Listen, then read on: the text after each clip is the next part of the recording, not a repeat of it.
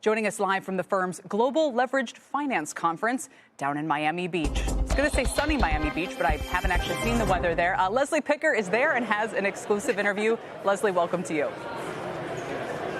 Thank you, Kelly. Yeah, it's actually rainy here, but lots of rainmakers. I'm sitting with one of them, Jamie Dimon.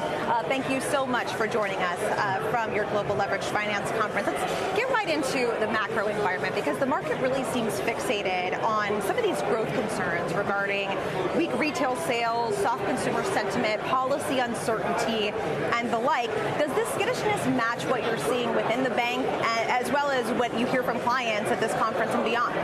Yeah, basically it does. You've had a slowing down. We've had this huge boom after COVID and all the money that was given out and spent. And so we see consumers are kind of back almost kind of normal. So they don't have all the extra money, but they have jobs, wages are going up. But if they substitute a cheaper product for a more expensive one, they cancel a trip. So you're starting to see, I put it normal. Credit costs have normalized. So it's just almost back to what I call a normal environment. Whether it gets better or worse from here, I don't know, but kind of normal. Normalization. A key wild card that people are trying to grapple with has been just this flurry of executive orders coming in from Washington and whether they're going to be net positive for growth. Point 72, Steve Cohen saying on Friday that tariffs, tighter immigration laws, and government cost-cutting efforts led by DOGE could weigh on the economy. Do you agree with that?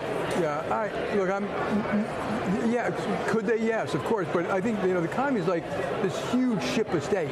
And these things are, at the margin, may not change that ship of state. And also, it really depends the quality of what they're done. More effective government, more efficient government isn't bad. It's actually a good thing.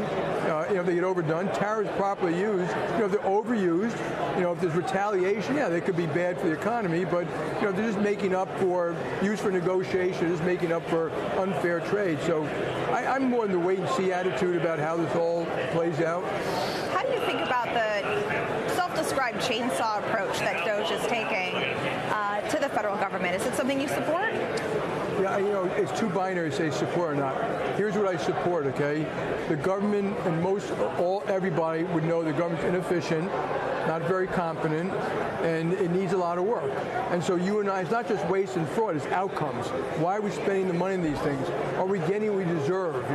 What should we change? So I think doing that needs to be done. Remember, it was tried by Al Gore and Bill Clinton. It was tried by a bunch of other folks in the past. Yes, they should try. You have to understand that whenever you go into any big institution or the government, the bureaucracy pushes back on everything. And they will hear every little thing they're going to push back on, so you have to be strong if you're going to do it. I'm hoping it's quite successful. If there's overreach, things they're doing which are not legal, the court should stop it, but I'm hoping that's not the case. But again, it's very early stages to tell exactly what it's going to mean and how it's going to affect the economy. Is success defined by bringing down the deficit? I think ending fraud and waste and abuse, if it brings down the deficit, yes, but also making systems more, if you just identify that we can build better systems across these departments that more effectuate the jobs it's supposed to do, modern technology, like the FAA, you've heard about the FAA, absolutely should be doing that. Now, some of them may actually cost money in the long run, but in the short run, but it'll save a lot of money in the long run, and it saves lives. So we have to learn to do the thing right. It's not just about the deficit, it's about building the right policies, procedures, and the government we deserve.